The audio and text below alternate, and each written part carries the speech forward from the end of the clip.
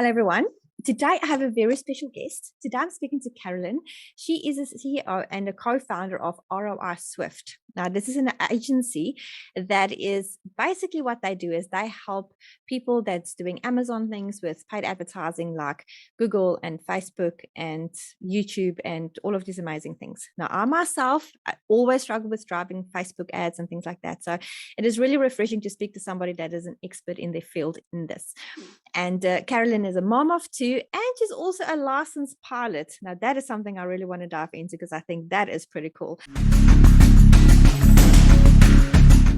Hi, Carolyn. How are you doing?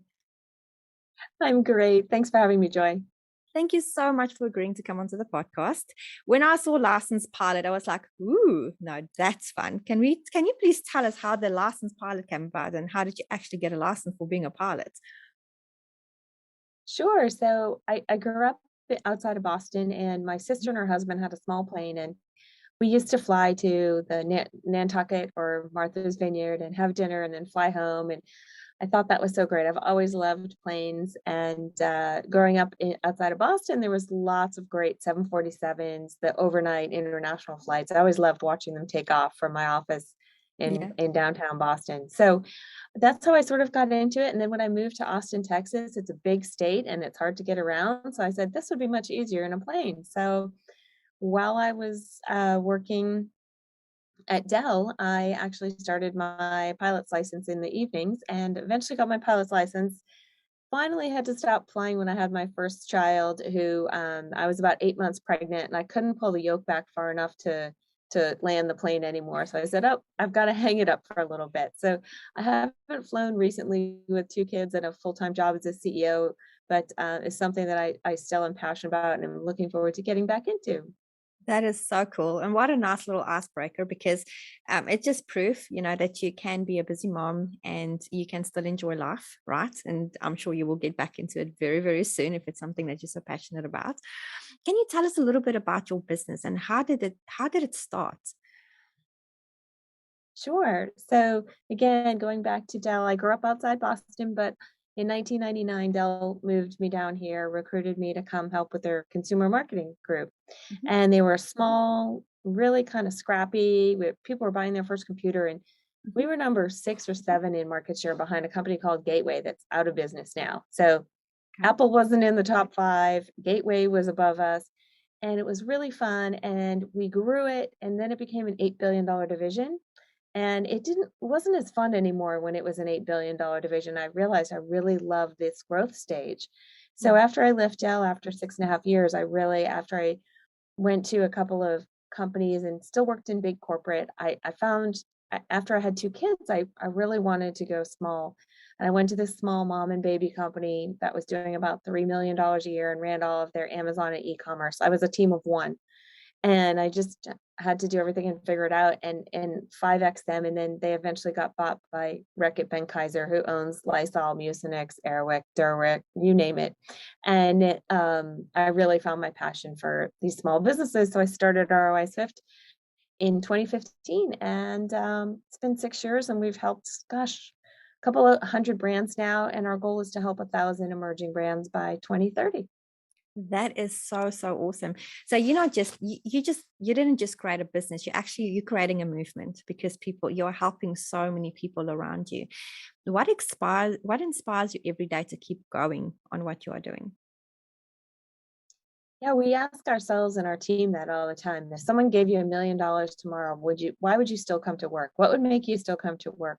Yeah. And what we found is it's not all about the money. We're not Facebook or Google, and we don't pay you a ton of money and give you free lunches and do your dry cleaning and get your dog groomed and all the other things that big tech companies can offer. But what we find is that everybody's really passionate about what they do. And we realize that these emerging brands, most of our brands are anywhere from 3 to 30 million. They don't have a shot. They can't afford some hot shot from Nike or Starbucks or someone who's a $250,000 digital marketing expert. So we're really passionate about leveling the playing field for these emerging brands. We have a saying, like, if Nike wanted to hire us, we would say no. Like, we would say no to Nike. Yeah. And that is actually so cool. I myself work with small brands and small businesses because I like you say, it's leveling the playing field, because a lot of companies, they just can't afford those big price tags, right? And Mhm. it's I think it's more rewarding personally for me. It's more rewarding to see small businesses pop up because we can actually help them more, right? So what is your, if you say, for example, a small business of, say, a one-man band come to you and they start up their business, what would your process be to take them through from start to basically where they can start generating money? Yeah, we typically don't work with true startups because you do need a little bit of money to Yes, get enough that's true. statistically significant data. Most of our brands are maybe 5 or 6 people, and maybe Mhm. they're starting at 50 or $100,000 a month on their direct to consumer website. But normally we have a whole playbook for top of funnel, brand new customers, all the way down to people who are familiar with your brand and so on. And so that's how we do it on the e-commerce side. On the marketplace side, we basically have a playbook that has worked for every single brand we've ever worked with for Amazon. So we have a killer image listing playbook. We have a advertising playbook, and it's really nice. It's sort of like rinse and repeat. It hasn't not worked for us, so it's nice to have. You can help as many brands as know about us. Yeah. And that's, I like the word playbook. I'm part of a coaching program slash like lots of learning things every month, and I learn myself a lot from playbooks. I think playbooks are it's a very smart way to actually start learning and implementing things in your business. How did you come around with actually creating playbooks for your customers? Was that like a long process? Is it something that you developed as it went along, or how did you do that? Yeah, I think one of my biggest lessons, as I worked in big corporate. I had HR, I had finance, I had all these, divisions. And then you go and you start a company, and you're less than 20 people, and you're like, "Oh, wait a minute. I am the HR and I am the finance, and I've got to figure this out, right?" Yeah. And one of the best things we did a couple years ago is we implemented EOS, the Entrepreneur's Operating System. Mm. And so now we have all of these processes documented, and onboarding new clients and onboarding new team members is so much easier once you have a system and you have your processes documented, and you can just slot things in. And it's not, what I found was, even at Dell, there was so much tribal knowledge that was in people's heads, and it's really hard to create that great repeatable process unless you have that. So we Mm. highly recommend, the traction book and the EOS operating system for any entrepreneur. Just go out and read that book if you haven't, because it's everything from hiring to processes to growth. All of that came out of when we started doing the EOS system. That is actually one of my top reads that I've got on my list of reading books in the next couple of months. So that's my holiday reading. I don't do I do business holiday reading. I know my life is boring, but I just love it. Is that, Carolyn, being a mom, I'm also a mom of two kids. So I completely understand the struggle that comes with entrepreneurship and having a business and doing all, like, you've got so much going on at the same time. How do you juggle all of that? Yes, well, I would ask you the same thing because you seem to have it all together, Joy. I You don't. answer first, and then I'm happy to answer. No, I do not. And that's why it's always fun to ask this question to moms, because it's nice to see what other people are doing and maybe you can learn from them, which is also good. Yes, well, I would say that prioritization and outsourcing as much as you can. You have an assistant. For the longest time I didn't, and the best thing I did was hire a 20-hour a week assistant, and she's here, and she's a mom, and so she works 9:30 to 12:30, drops her kids, picks them up, and then she works an hour in the evening. And it is the best thing ever. I'm not sending out contracts, I'm not sending out documents. We're a fairly small company, Mm. and so figure out what you can offload, right? What are those repeatable, trainable processes you can offload? And that frees me up to have more time to spend time with people like you, and to help others. So I feel like ruthless prioritization, and we do those quarterly planning sessions, and we work on 2 to 3 big things each quarter, and then all the little stuff, you just have to let it go. Yeah, it's so true what you say. I was actually part of a coaching program that taught me how to put systems and things in place. And this is probably like almost 2 years ago now. And one of the very first things I learned was prioritization. I can't even pronounce that word. Being, prioritizing everything in your calendar. And it's amazing, like when you do that, that you actually get time. You see what the things that you actually do that you should not be doing. Is that something that you found as well, that you were doing things you should not really be doing in your business? Exactly, exactly. So my admin now, she does a lot of the contract uploading, or um, there's just so many things that I'm able to offload. Yeah. Finance, HR, she's done an amazing job. She screens all our initial candidates. We put in Bamboo HR as an HR system, which has made our lives so much easier. So we're all about efficiency. So what can we do better, faster, cheaper? Mm. And we will constantly put money after software or performance improvements. So we spent $10,000 on a custom reporting solution that we built for our Amazon clients, and it's amazing, and it's 100 times better than anything you can get from Amazon.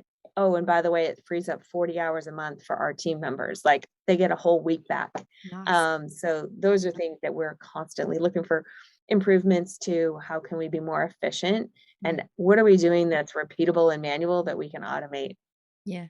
And it's so that word automate, that is like exactly the key. Automation is so important in business. What has been your biggest challenge so far in your entrepreneurial journey? Well, as most entrepreneurs know, sometimes it can be lonely, right? When you are you're the only person sitting in that seat. So Yeah. for me, it's been great to have joined Entrepreneurs Organization, the global EO network. I've had amazing conversations about finance with people in Singapore, in Germany, in New Zealand, even. And that has just been wonderful for me to have that sort of peer group of other CEOs to learn from. And then I think that's the hardest part, is just never knowing what you don't know, right?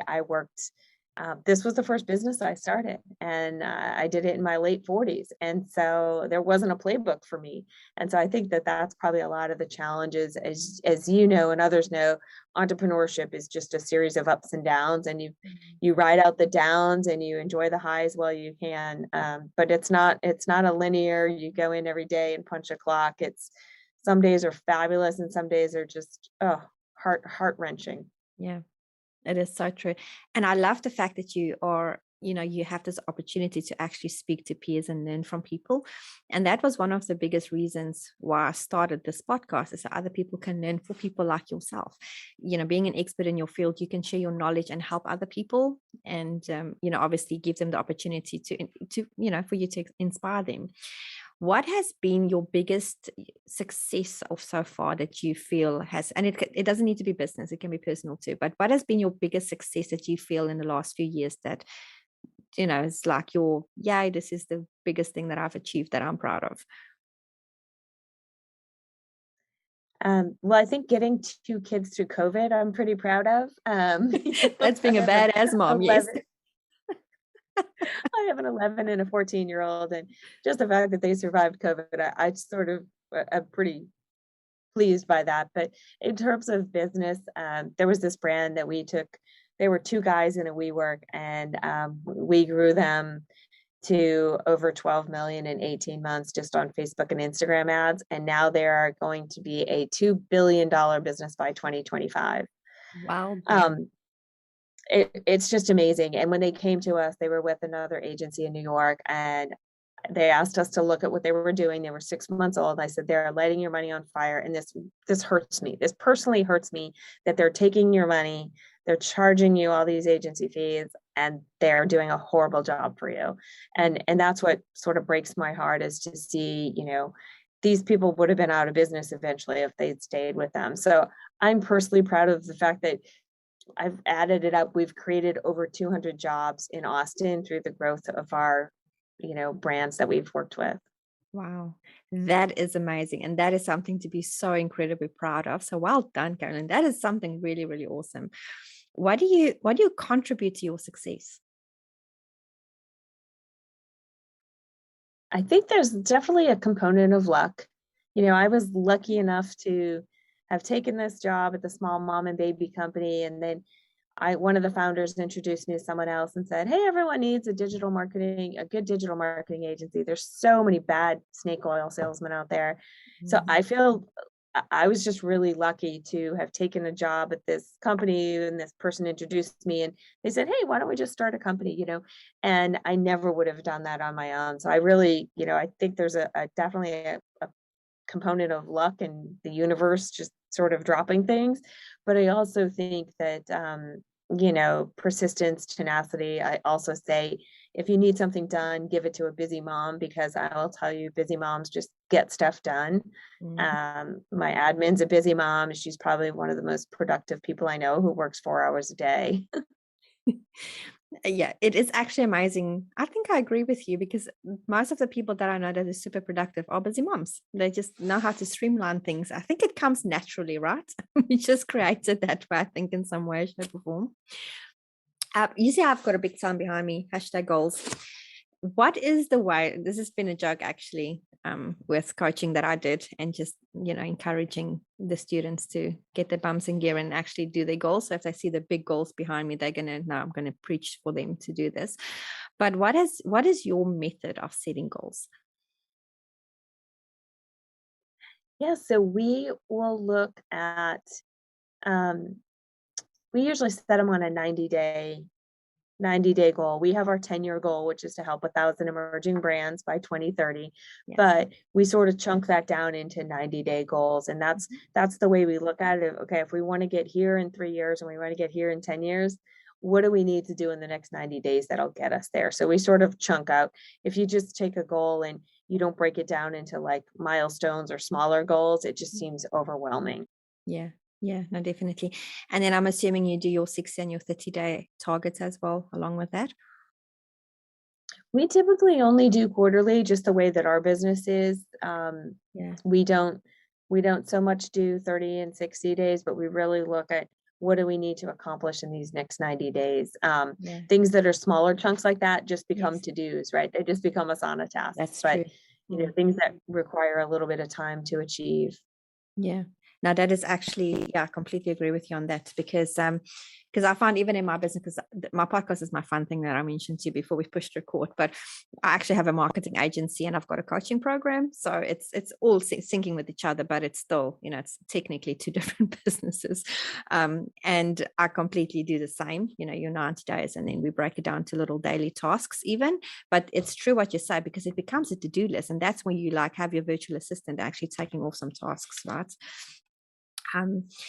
So Carolyn, what is your routine looking like? Because what I found, you probably close to like number 80, like 80 people I've interviewed so far on my podcast. And one thing that I found that is quite, I would say almost similar, is people routines. And obviously your routine is different than other people, but I found that people that have routine structure in their business and in their life are the ones that tend to be more successful. So what is your routine looking like on a daily basis? Oh, I had more routine and regimen in my day. The one thing I do is I have my Fitbit and I get in during the week, 8,000 steps. Nice. And so it doesn't matter how I do it, if it's at lunch or if it's while I'm taking conference calls. And then Friday, I usually block 3 hours for clarity break or strategic work, where I unplug, get away from technology, walk outside with just a legal pad and a pen, and you just let your mind go. And or and if you can't go for 3 hours, you just think about everything within your business. So like taking a break from working in your business to working on your business. And then if you have extra time, you just bring a business book and you're like, okay, these are all the things that I've come up with. And it's amazing when you take those clarity breaks. I usually try and block off Friday afternoons to not do any client meetings or client work and just think more about the business, where we're going, or do some, personal and leadership growth in that time. Yeah. And it's so important to unplug. I completely agree with you. It's yeah, I do that as well on a Friday. I do take a few hours. So Friday is just like a good day to do it, right? It's just an awesome day. Can you tell us a little bit more about how you can help people in your business and how they can reach you, and basically how they can get involved with you in some way, shape, or form, and how you can help them? Sure. You can go to our lousy website. We don't spend any time on our website. We spend all our time working on our clients' business. So you can reach us at roiswift.com, and or where you can find us on LinkedIn and connect with us there. If you're interested in just finding a little bit more about me or the journey or basically everything I've learned, successes and failures over the last 20 years, my book is available on Amazon. It's called Business Do's and Don'ts. And it basically is all my successes and failures over the last 20 years. And I wrote them all in a book. Everyone kept telling me, you should write a book. And so I finally did. Nice. That's awesome. We will definitely put the links below. Like, as I mentioned before, this show is for people to get inspired and to basically, when they're stuck in business, they get inspiration and they learn things. But what advice do you have for somebody that is stuck, or they want to start a business, but they're not sure what to do? What advice would you have for somebody like that? Great question. I would say talk to as many people as you can. You know, I was struggling with something in my business, and go out and get as many experience shares as you can.